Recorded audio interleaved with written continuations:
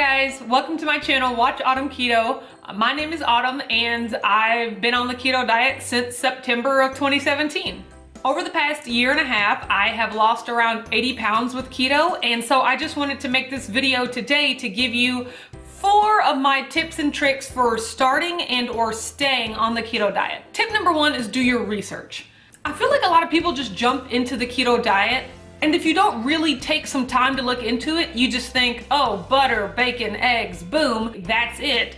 And you attempt to do that for a week and it might even work, but then you start to feel burnt out and restricted, and then you're like, oh, the keto diet didn't work for me. And it's not that the keto diet didn't work for you, it's just that enough research wasn't done to understand how to make the diet sustainable for you. As a part of that, I would also say be prepared to know what you're going to eat every day for the first 2 to 4 weeks. Having a plan, especially when you're starting a new diet, it gives you something to be accountable to. If you're anything like me, whenever you're given the option or whenever you're given a food choice, you make the wrong choice. So the easiest way to not even have to worry about that is to have a meal plan, a 30-day plan of this is what I plan to eat every day for the first 30 days to keep me on track, and keep going and keep planning ahead so that you don't find yourself in situations where you're out stranded and you don't have any food and a Cinnabon's looking real tempting and you didn't prepare yourself. So preparation is key. Tip number 2, and this was something that I really had to learn the hard way. Start with food that you actually like. So when you look up ketogenic recipes, there's gonna be a bunch of stuff like MCT oil and psyllium husk and xanthan gum and just all these weird ingredients that you probably have never heard of, and that's okay because that stuff is totally optional. There are plenty of lists on the internet of foods that are acceptable on the keto diet. Get that list, circle the foods that you already like, and start with those. I can tell you from my own personal experience, the weekend before I decided to start the keto diet, I went to Sam's Club and I bought $400 worth of food that I had never even thought about eating in the years prior, just because I knew you could have it on the ketogenic diet. Secret keto confession, I don't really like avocados, and that's okay, but I knew that avocados were a staple of the diet, so here I go buying all these avocados, and guess what? They went bad. I bought a jug of MCT oil. For what? Guess what? It is literally still sitting in my pantry unopened a year and a half later. I bought chicken meatballs, just a bunch of things that didn't make sense for me to eat when I know for a fact that I already love butter, I already love eggs, I already love bacon, I already love broccoli and cauliflower and olive oil, and that's exactly what I ended up eating the first few weeks anyway. So all that stuff was just sitting in my pantry going bad because I went right out the gate trying something new. The ketogenic diet is gonna be new enough. You don't need to be introducing new foods while you're just trying to get acclimated to the diet. Tip number 3, no cheats for at least the first 90 days. One of the things that the keto diet has taught me was that there's just no way around it. To lose weight and to get healthier, you just have to consistently eat properly. That's it. In regular diet culture, we've gotten so used to, I can eat well during the week and then go on a 2-day binge on the weekend. And then Monday I start it all over again. And by Friday and Saturday or Saturday and Sunday, I'm going crazy. Like, there's no way around it. If you want to be successful, you've got to follow the plan for more than just a week. You're never gonna be successful if you don't have 2 key things: discipline, consistency. That's all it takes to be successful at anything. So when you're thinking about that in terms of your diet, be disciplined. Just eat the food that's part of your food plan consistently for at least 90 days. And my thought process is, if after 90 days you want a cheat meal or a cheat day or something, I'm personally okay with those. That is something that you're gonna have to reconcile when you do your research and figure out what kind of keto diet you wanna do. And if you can go longer than 90 days, if you can just go on the diet and not cheat ever, more power to you. That's even better. That is optimal, best case scenario. But if in order to make the diet sustainable, you do need a cheat meal or a cheat day, I am a huge proponent of those. I have participated in many a cheat day, and I'm still successful on the diet because more times than not, I'm eating on plan. And so I know so many people that will start the diet, and maybe the first week they lose 8 pounds, and the next week they lose 6 pounds, and then the third week, maybe they lose 1 pound, and then the fourth week, maybe they don't lose any weight. And by the fourth week, it's like, oh no, the diet has stopped working for me, let me quit. And that is not the case. Your body needs time to adjust, and it's gonna take longer than 4 weeks. For me personally, the first month I was on keto, I lost 8 pounds. The second month I was on keto, I lost 8 pounds. The third month I was on keto, I lost 15 pounds. And if I would have looked at 8 pounds and thought, oh, that's not enough, this diet, I'm not losing quickly enough, this diet's not working for me, I might have given up and not really pushed through to that threshold that really made me realize that, oh wow, keto works if you stick with it and if you're truly disciplined. And I'm really proud of myself because I was one of those 5 on, 2 off type people my entire dieting life, but I made a plan. That's why it's important to make a plan. And I wrote down everything I was gonna eat and I prepared it so that when Saturday came, when the first Saturday of the ketogenic diet came, I had to actually mentally trick myself and pretend I was still at work, because that's how we gauge when it's time to eat. It's okay, normally if it was 8:30, I'd be having a coffee, and then by 11:30, I'd be having lunch. And so I would gauge when I was supposed to eat on the weekend for when I normally ate at work during the week. And that first Saturday and Sunday that I made it through on plan, on the diet, like that was revolutionary for me because I had just never done it before. And that gives you the confidence to go right back into Monday. And you know, Monday through Friday's a breeze, we can do that.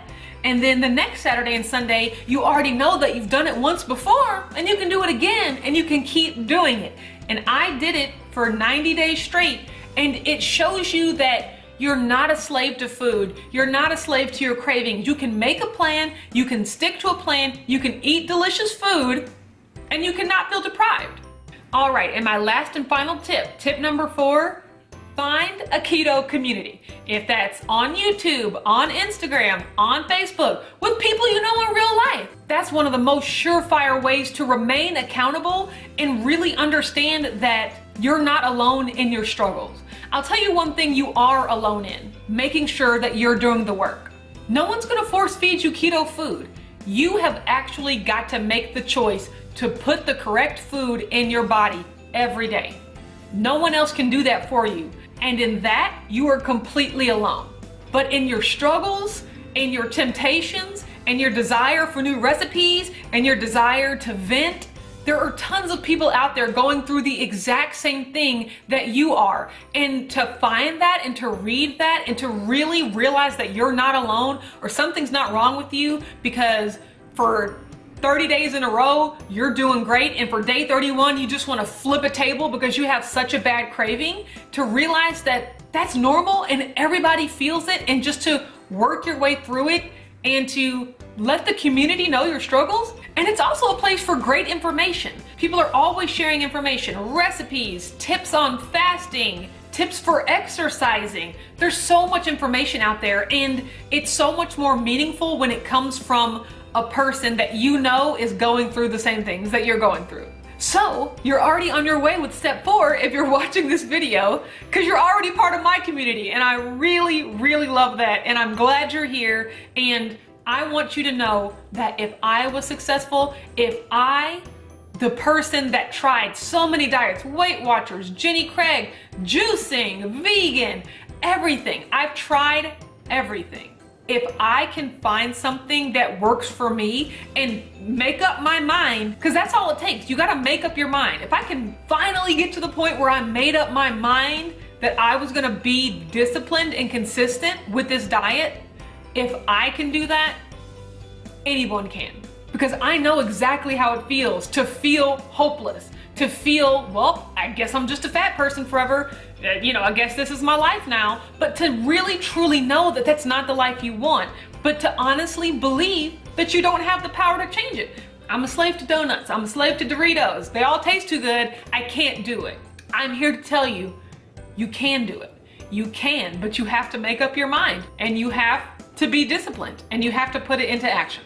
Alright, that's enough of me rambling. Thank you so much for watching this video. I hope that these tips helped you if you're just wanting to start the diet, or if maybe you've done the diet for a little bit and you've fallen off. Hopefully you can start to re-implement some of these tips. That'll help you be successful this time around. Thank you so much for watching this video. If you like it, don't forget to give it a thumbs up and subscribe to my channel, Watch Autumn Keto. I make weekly meal preps, weekly What I Eat Wednesdays, monthly weigh-ins, and monthly keto crate reviews. You can also find me on Instagram at Watch Autumn Keto. Thanks, and I'll talk to you later.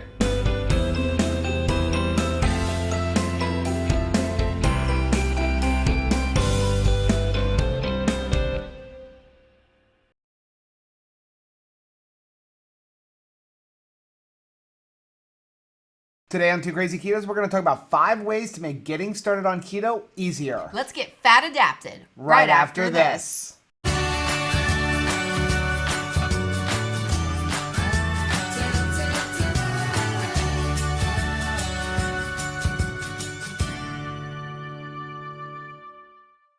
Hey, what's up, family? I'm Rachel. And I'm Joe. And we are Two Crazy Ketos. If you're new to our channel, welcome. Here on Two Crazy Ketos, we do different things like product reviews, we do recipe videos, we talk about various keto topics, and then every Monday, we sit down on the couch for Keto on the Couch. We just kind of talk about what's going on in our lives for the week. You can find us in different social media platforms like Facebook, Instagram, and Twitter. And we have a website, which is twocrazyketos.com, and that's where you're going to find all of our different recipes. Now, we do upload at least 5 new videos every single week, so make sure you subscribe to our channel. And don't forget to hit the little bell icon, and that way every single time we upload a new video, you'll be alerted to it. Yeah.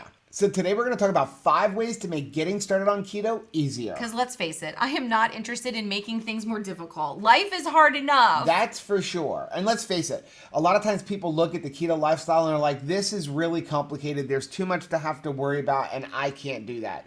But if you follow these 5 simple steps, you're going to have no problem starting on your keto journey. You do not need a culinary degree to Nope. go keto. You do not need to start your own farm. That's for sure. And I have proven that you do not need to be a mathematician. Definitely not. So let's get started with number 1. And number 1 is going to be find a program that you can follow. There are plenty of programs out there on the internet, and a great one that's actually free is the Perfect Keto 30-Day Kickstart program. I like free. I really like free. The 30-day program, I'm going to leave a link for it down below. There's a 30-day guide for assessments that will help you determine like what some good exercises you can do are if you want to exercise. It will go over assessing like what kind of foods you like, help you make decisions on what you can and can't eat when you go to the grocery store. Mm-hmm. It'll even give you assessments on making some meal plans so that you can be ready to go throughout the day. And there's a lot of commonly asked questions answered from their Keto Answers book, which is a very handy resource. Yeah, there's a bunch of videos where Dr. Anthony actually sits down and they're all quick, like 2 or 3 minutes, like, what are ketones? Should I follow net carbs or total carb? Yeah, because let's face it, we all have very common questions when we're starting keto, and he just handles the highlights. Yeah. Now, the best part about the entire program is there are actually 2 different 10-day contests in it where they're going to pick winners based on how well you've done over the 30-day program. And that is free to enter also. Yeah. Now, they do have a paid version, and that's going to include some personalized meal plans, but you don't need that. They have a complete free 30-day assessment that you can follow, and that'll help you really get started. Again, I like free. So number 2, keep keto simple by getting rid of temptations. That's a good one. I have trouble with nuts. I'm nuts about them.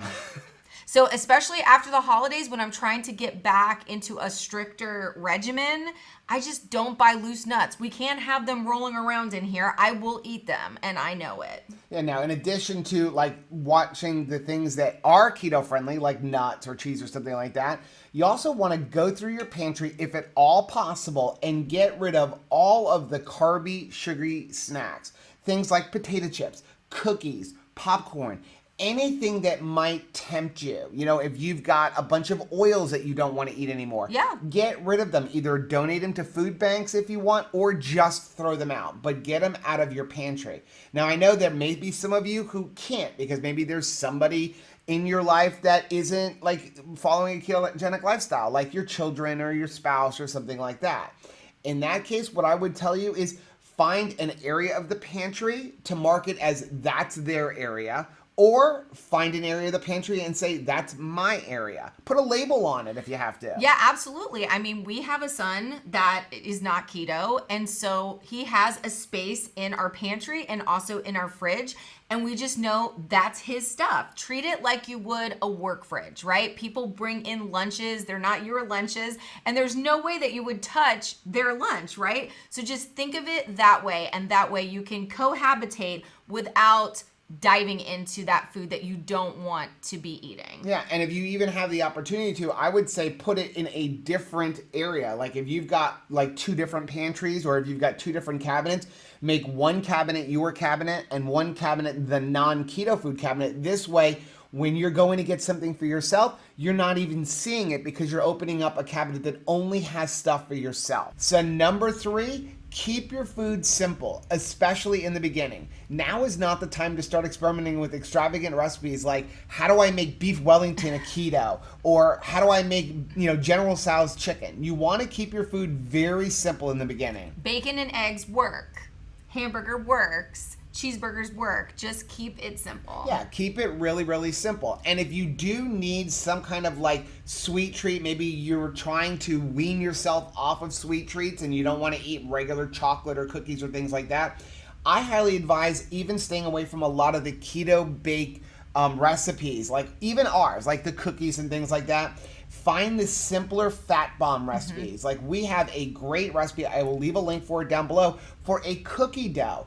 And what that's going to allow you to do is have a little sweet treat, but it's mostly fat, and the fat will help satiate you to get you through to your next meal. But don't make like a bunch of like cookies or cakes or things like that, because most likely you're going to overdo it, and that's going to overdo your carbs. So number 4 is use a tracking program. We like Chronometer. I mean, if you need to start out, just begin writing down everything that you eat in a journal and track it that way. But if you'd like to take it to the next level, Chronometer is a free service that we enjoy. Yeah, Chronometer is a great tracking app, and there are other ones out there like MyFitnessPal and Carb Manager. We prefer Chronometer. We actually have a video on exactly how to use it. I'm going to leave a link for that right over Rachel's head. But like we say in that video, the biggest reason that I like Chronometer is it gives you a lot of stuff for free. They have a paid version, but you don't need it unless you really want to avoid all of the ads or you want to be able to share your custom foods and recipes with other people. But it gives you a lot of information and it will really help you stay on track. So number 5 is meal prep and meal plan. Because you do not want your emotions and your hormones governing your menu. Yeah, at the beginning of the week, simply sit down and get a rough idea of what you want to eat. If you're planning on eating hamburgers or some casseroles or ground beef or sausages, make it all up, at the beginning of the week or maybe on Monday and then again on Thursday, enough for 2 or 3 days, and then divide it up. What that's going to make it easy to do is grab and go. Now, when you come home and it's 8 o'clock at night and you haven't had a chance to cook dinner, there's a good chance that you will be able to grab something out of the refrigerator other than ordering takeout or stopping at McDonald's or something like that. It makes your meal plan non-negotiable and it's going to save you a ton of money. And since we're using Chronometer to track our food, you can make it even easier by just putting everything you're going to eat in there for 2 to 3 days ahead of time. Now you've got like a checklist, and that'll help you from going off plan, because what you can do is in the morning, wake up, you're going to look at your checklist and say, this is what I get to eat for the day. If you eat it all at 9 o'clock in the morning, or if you eat it all at 9 o'clock at night, when the list has been completed, you're done eating. That's all she wrote. And finally, we have a bonus one. So this would be number 6. Don't panic. Definitely don't panic. We all have slip-ups. Don't worry about it. If you put a little bit of too much of heavy cream in your coffee, don't freak out about it. Maybe you grab a cookie that you thought was keto friendly and it's not. It's not a big deal. Get back on the wagon the very next meal, not the next day. Yeah, remember, this is a marathon, not a sprint. That's why we call it the keto lifestyle, not the keto diet. So those are 5 ways that'll help make staying on keto easier, plus the bonus one of don't panic. And if you can think of something else that's made your keto journey easier up to this point, leave that tip in the comments below. So that is our video for today. Please do us a favor and hit that like button down below. And don't forget to subscribe to our channel and hit the little bell icon, and that way every single time we upload a new video, you'll be alerted to it. Until next time, Bye. bye.